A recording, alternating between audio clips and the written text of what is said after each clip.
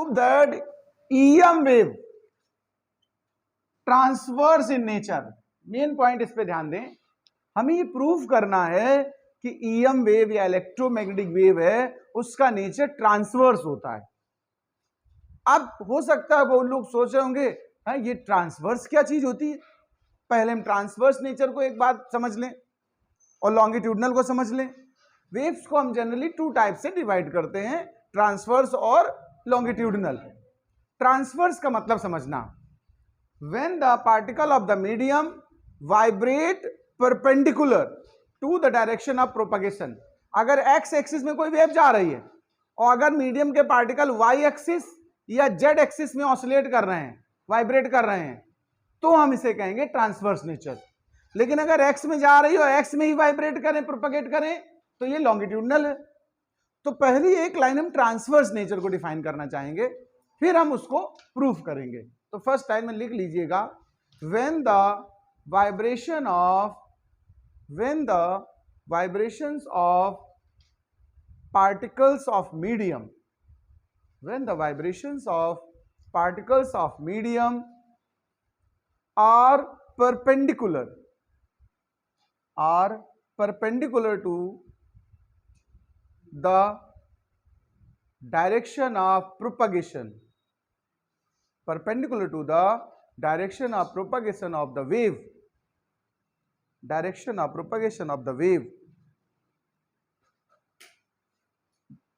known as transverse wave,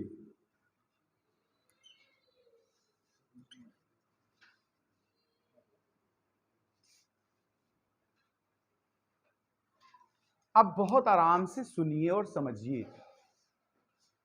हमने ये एक 3D प्लेन ले लिया है, एक्स वाई जेड। हमने लेट कर लिया कि जो इलेक्ट्रिक फील्ड है वो अलोंग द एक्स एक्सिस है और वेव भी एक्स एक्सिस में जा रही। थोड़ा सा मेरी बात को सुनिएगा तो प्रूविंग आपको समझ में आएगी। ये हमने लिखा है direction of propagation of wave, यानी कि जो वेव हमारी है, मैंने लेट किया है कि वो एक्स डायरेक्शन में जा रही है। और मैंने डेफिनेशन में पीछे जब EM वेव डिफाइन की है तो मैंने कहा था इलेक्ट्रिक वेक्टर और मैग्नेटिक वेक्टर दोनों ही इस पे परपेंडिकुलर होते हैं, ये बताया था। तभी तो उसको हम ट्रांसवर्स नेचर कहते हैं। लेकिन हम प्रूव करने जा रहे हैं, हम लेट नहीं कर रहे हैं ट्रांसवर्स नेचर, हम उसको प्रूव कर रहे हैं। प्रूव करना है तो कुछ उल्टा सीधा भी मान लिया जाए, और अगर बात हमने रिवर्स मानी है, वो गलत सिद्ध हो जाए, तो भी हम कह सकते हैं प्रूव है। हमने क्या किया, जिस डायरेक्शन में प्रोपगेशन है हमने लेट कर लिया इलेक्ट्रिक फील्ड भी उसी डायरेक्शन में। एक्चुअल नहीं होती है, यही प्रूव कर दूंगा कि मानी तो मैंने उस तरफ है, लेट तो की है, लेकिन है नहीं, एग्जिस्ट ना करे। मैंने लेट कर लिया कि direction of electric field along this, ये एक्स एक्सिस में इसको मैंने लेट किया है कि इस तरफ है फील्ड भी, यानी ट्रांसवर्स लेट कर लिया। नेचर हमने ले लिया इसका लॉन्गिट्यूडनल। भाई जिधर प्रोपगेशन हो रहा है वेव का, उधर ही अगर फील्ड वेक्टर चला जाए तो एक तरीके से ये हुआ लॉन्गिट्यूडनल। लेकिन इसको लेकर के सॉल्व करते करते जाएंगे और हमारी बात जो लेट की हुई बात है वो रॉन्ग हो जाएगी, तो मतलब ये लॉन्गिट्यूडनल नहीं है, तो फिर कैसी है, ट्रांसवर्स है। आइए इसको हम समझने के लिए एक पैरेललोपाइप्ड बनाते हैं। पैरेललोपाइप्ड समझते हैं ना आप लोग? पैरेललोपाइप्ड समझते हैं भैया? तो ठीक है, बड़े होशियार हो तुम लोग, बड़े होशियार हो।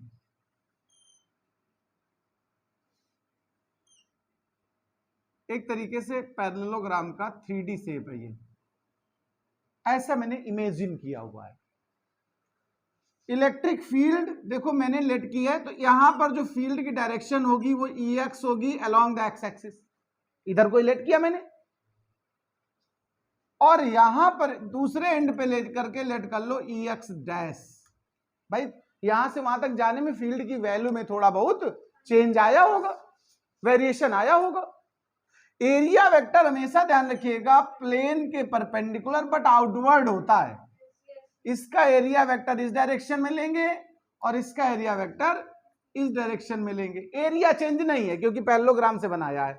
मतलब ऐसे समझिएगा, ये पैरेललोपाइप्ड है, इसका एक फेस ये और एक फेस ये है, तो एरिया तो सेम ही होगा दोनों का, इसलिए डीए बोला। और डीए एक्चुअल में देखिए अगर एक्सिस के हिसाब से सोचें, देखो जरा गौर करना, तो ये हमारा एक्स एक्सिस पर है, इसको डी एक्स कहेंगे, ये हमारा जेड एक्सिस है, ये वाई एक्सिस है, देखो ये हमारा वाई एक्सिस है, तो इसको डी वाई, और ये वाला हमारा डी जेड है। तो जो डी एक्चुअल में यहां पर हम लेट कर रहे हैं ये होगा d x, no d y और डी जेड। क्या होगा भाई जी? डी वाई और डी जेड। एक्स एक्सिस में जो लेटा है, एक्स एक्सिस में जैसे ये वॉल है, सपोज करो ये वॉल, अगर ये एक्स एक्सिस इस तरफ है लेंथ वाइज, तो ये वॉल हमारा जेड और वाई हुआ कि नहीं हुआ? वाई जेड प्लेन हुआ कि नहीं हुआ? तो ये एरिया वाई जेड हुआ और इसके सामने वाला भी वाई जेड हुआ। इसलिए जब एरिया वर्सेस सोचेंगे तो हम क्या सोचेंगे? D y d z. और इसे वेक्टर वर्सेस सोचे अगर हम लोग, बात समझना थोड़ा सा, एरिया वेक्टर कंसीडर हो रहा है। वेक्टर के लिए देखो ये एक्स एक्सिस की पॉजिटिव डायरेक्शन में इसका एरो है, देखो डीए का, और इस डीए का किधर है? एक्स एक्सिस के निगेटिव में। तो इनके नाम चलो ले लेते हैं, ए बी सी डी, एक प्लेन ये है और एक plane E F G H, एक प्लेन ये है। तो हम एरिया अगर कहें, तेरा यहां पर समझना, area vector for A B C D, A B C D plane, d A is equal to, area निकालते हैं लेंथ इंटू ब्रेथ, तो d y into d z हुआ, सीधा सीधा d y into d z हुआ। लेकिन इसकी डायरेक्शन किधर को है? निगेटिव एक्स में। तो जब इसको लेंगे तो माइनस आई कैप लेंगे, नहीं बताओ? अच्छा, या इसको हम ऐसे भी मतलब ना लिखते डी वाई डी जेड, हम डी ए और माइनस ए कैप लिख देते तो भी कोई प्रॉब्लम नहीं। बात को समझो, हम जब वेक्टर बनाएंगे तो माइनस आई कैप से मल्टीप्लाई करेंगे जब इस फेस की बात कर रहे हैं। अब हम इस फेस पे आते हैं, इसमें पॉजिटिव एक्स एक्सिस में इसकी डायरेक्शन है, तो हम कहेंगे एरिया वेक्टर ऑफ प्लेन। अब ये कौन सा प्लेन है? E F G H, E F G H is equal to d A of plus I cap. देखो भाई, प्लस का आई कैप, या डी वाई डी जेड के फॉर्म में लिखने का मन हो तो भी प्लस का आई कैप। क्या आप इस बात से एग्री कर रहे हैं सब लोग? क्योंकि इसका डायरेक्शन उस तरफ को है, निगेटिव एक्स में, तो माइनस आई कैप से समझाएंगे, और इसका पॉजिटिव एक्स में है तो इसको प्लस आई कैप से समझाएंगे। ये हमारा एरिया वेक्टर का डिस्कशन हुआ। मैं अब यहां पर फ्लक्स कैलकुलेशन उठाता हूं, flux calculation.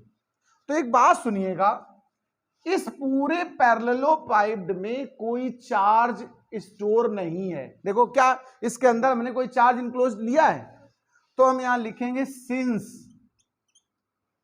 There is no any charge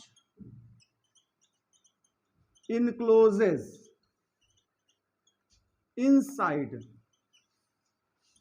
parallelepiped A B C D E F G H, ये इसका नाम है। There is no any charge encloses inside parallelepiped A B C D F G H. So net flux, अगर net flux की बात करें तो क्या होना चाहिए? जीरो होना चाहिए, क्योंकि फ्लक्स का फार्मूला गॉस थ्योरम में होता है phi is equal to q by epsilon naught होता है, और है ही नहीं क्यू, तो क्यू की जगह जीरो बाई एप्सिलॉन नॉट, तो फाई जीरो हुआ। और फाई को लेकिन निकालने का जो प्रोसीजर हमारे पास है वो देखना जरा, एक ये प्रोसीजर सिखाया था, E dot d A is equal to zero, हुआ कि नहीं हुआ बताओ? पूरे पैरेललोपाइप्ड की बात कर रहा हूं, फुल की। लेकिन फुल पैरेललोपाइप्ड में कितने फेस हैं, कोई बता सकता मुझे? 6 फेसेस। हम 6 फेस में इसको ब्रेक करेंगे, फेस वाइज निकालते, हर फेस का एरिया अलग होगा, इसका कुछ और है, इसका कुछ और है, इनका कुछ और है, नीचे वालों का कुछ और है। तो हम इसको 6 पार्ट में ब्रेक कर रहे हैं, जरा ध्यान देना। पहले ए बी सी डी एक फेस, देखो ए बी सी डी और ई डॉट डी ए प्लस, फिर देखो हम इसको लिख दे रहे हैं आमने सामने के, ई एफ जी एच ई डॉट डी ए। बात समझना, 6 पार्ट्स में लिखूंगा मैं, प्लस अब देखो सी डी एच जी वाला, C D H G E dot d A plus, देखना उसमें आ रहा है फिर इसके नीचे A B F E E dot d A, ये कितने फेस हो गए? 4 हो गए। आप जरा देखो कौन सा बच रहा है हमारा, सी बी जी एफ बच रहा, देखो C B G F E dot d A. अब कौन सा बचा हमारा? ए डी एच ई वाला, ए डी एच ई। आप अपने हिसाब से लेबलिंग कर सकते हो, जरूरी नहीं कि मेरे हिसाब से आप लेट करें, लेकिन सब कुल मिला के 6 फेस का 0 बनेगा। अब एक और बात, इलेक्ट्रिक फील्ड हमने एक्स में लेट की है, तो क्या वाई की तरफ इसका कंपोनेंट होगा कि जेड की तरफ होगा? नहीं होगा, केवल एक्स में लेट किया ना फील्ड, तो वाई जेड इसके कंपोनेंट, यानी फील्ड यहां और यहां तो एग्जिस्ट कर रही, यहां सब जगह फील्ड क्या, अदर 4 फेसेस पे 0 फील्ड है, तो उनका ई डॉट डी ए 0। बात समझिएगा, इन दो आमने सामने के फेसेस को छोड़कर फील्ड कंपोनेंट एग्जिस्ट ही नहीं करेगा। आप ऐसे भी कह सकते हो कि ई वाई और ई जेड 0 है, केवल एक्स में लेट किया मैंने फील्ड को, इलेक्ट्रिक फील्ड को, तो वाई जेड के हिस्से क्या उसके हो गए 0, तो बाद बाकी 4 फेज का रिजल्ट ऑलरेडी 0 ही है, सिर्फ 2 फेज बचे हमारे पास। तो देखें जरा कौन से 2 फेज बच रहे हैं, ए बी सी डी बच रहा है, ई डॉट डी ए देखो, और प्लस इसका अपोजिट वाला ई एफ जी एच बच रहा है, E dot d A is equal to 0। ये बताओ इतना समझ में आया मैटर? अब ई की बात करता हूं मैं, इस फेस का ई एक्स है और इस फेस का ई एक्स डैश है कि नहीं है बताओ? और क्या बोलते हैं, इस फेस का एरिया वेक्टर माइनस का आई कैप और डी ए, और इस वाले का एरिया वेक्टर प्लस का आई कैप डी ए है कि नहीं बताओ? तो चलिए मैं इसको उस तरह से लिखता हूं, तो ई एक्स, इसका मैंने ई एक्स सेलेक्ट किया है, और इनटू में आई कैप होगा, अगर वेक्टर फॉर्म में लिख रहे हैं तो भाई ये तो एक्स एक्सिस के पॉजिटिव में है पूरा ई, तो ई एक्स आई कैप डॉट माइनस आई कैप और डी ए। बताओ भैया, ये फर्स्ट फेज की बात लिखी मैंने, अब ऐसे सेकेंड फेज की बात लिखना चाहता हूं मैं, plus E x dash i cap और dot i cap d A is equal to 0। बताओ भाई, एरिया तो इक्वल ही है, हटा दो, और आई डॉट आई 1 होता है, यहां 1 माइनस का आएगा और यहां पर 1 प्लस का आएगा, तो यहां से एक रिजल्ट आ रहा है E x minus E x dash is equal to 0। क्या ये कंक्लूजन समझ में आया नहीं आया? अब मेरी बात को इस जगह सुनिए, ये पॉसिबिलिटी तभी बन सकती है ई एक्स और ई एक्स डैश का डिफरेंस 0, जब या तो दोनों इक्वल हो आपस में, देखो ई एक्स और ई एक्स डैश आपस में इक्वल हो, पहली पॉसिबिलिटी ये, तब 0 आएगा, और या दूसरी पॉसिबिलिटी दोनों ही अलग अलग 0 हो। भाई ए माइनस बी 0 है, या तो ए इक्वल टू बी है तो 0 है, या ए भी 0 बी भी 0। अब सुनिए, अगर हम फर्स्ट पॉसिबिलिटी इसकी लेट कर लें कि ये दोनों इक्वल हैं, तो अगर यहां का फील्ड और यहां का फील्ड इक्वल है यानी कांस्टेंट है, इसका मतलब ये क्या हुआ कांस्टेंट, तो वेव प्रोपगेट ही नहीं करेगी। बात समझना, अगर यहां और यहां फील्ड इक्वल ले लिए जाएं दोनों फेज में, यानी फील्ड वेरी नहीं हो रहा है, चेंज नहीं हो रहा है, तो वेव प्रोपगेट नहीं करेगी, चलेगी ही नहीं। यानी ये पॉसिबिलिटी सोचना गलत है कि ई एक्स और ई एक्स डैश इक्वल है। तो फिर दूसरी पॉसिबिलिटी ही बची, वो क्या बची कि दोनों ही 0 हैं, यानी यहां पर भी ई एक्स भी 0 और ई एक्स डैश भी 0 है। इसका मतलब इधर कहीं फील्ड है ही नहीं, electric field does not exist along the x axis. तो इसका मतलब इलेक्ट्रिक फील्ड प्रोपागेशन की डायरेक्शन में नहीं एग्जिस्ट करती है, इसका मतलब इसके परपेंडिकुलर कहीं और होगी, एक्स पे ना होकर के या तो वाई में होगी या जेड में होगी। इसका मतलब नेचर ट्रांसफर्स हुआ कि नहीं हुआ। इसी तरह हम मैग्नेटिक फील्ड के लिए प्रूफ करेंगे, पहले जैसे इसके इलेक्ट्रिक के लिए सॉल्व किया, यही पूरा फॉलो अप लेंगे दोबारा, लेकिन करना नहीं होता, लिख देते similarly we can prove for the magnetic field. वहां भी हम प्रूव कर देंगे कि इस डायरेक्शन में जिस तरफ वेव जा रही है मैग्नेटिक फील्ड भी 0 होगा, बी एक्स और बी एक्स डैश यहां पर ला करके, बोलो भाई। तो यानी वो भी इधर नहीं है, तो ना इस डायरेक्शन में मैग्नेटिक फील्ड है और ना इलेक्ट्रिक फील्ड है जिस तरफ वेव जा रही है, इसका मतलब वो दोनों इसके परपेंडिकुलर हैं कहीं, यानी प्रूव हो गया ट्रांसवर्स नेचर पॉज करो, ये स्टार्ट कर दिया श्रेयांश। हाँ देखो, ये जो EX और minus EX dash is equal to 0 बना है, तो हम कह सकते हैं there are two possibilities, there are two possibilities.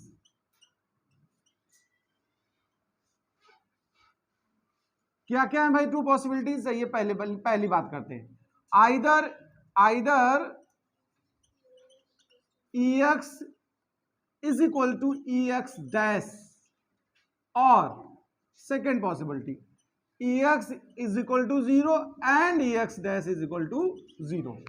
यानी या तो दोनों का डिफरेंस 0 है तो फिर वो दोनों इक्वल है, और या फिर दोनों का अलग अलग वैल्यू 0 है।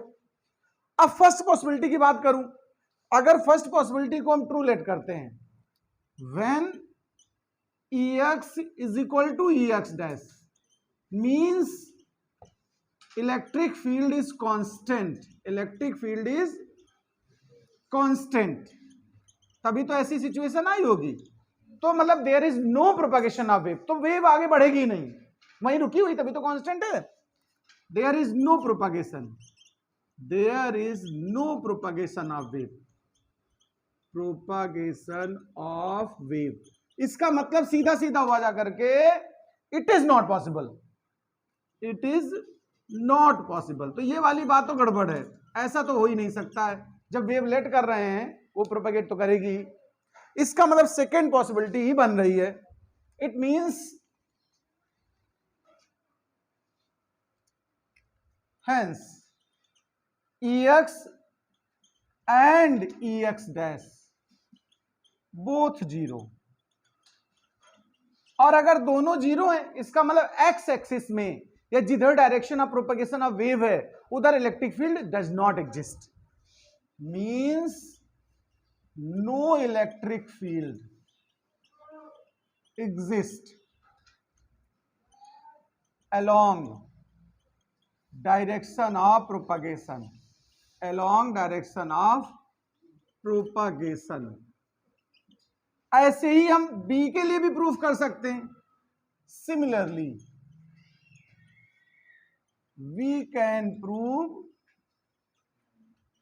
for magnetic field B is also not exist along propagation direction।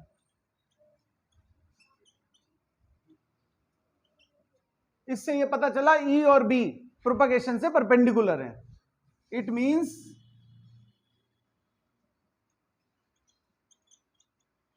E and B both are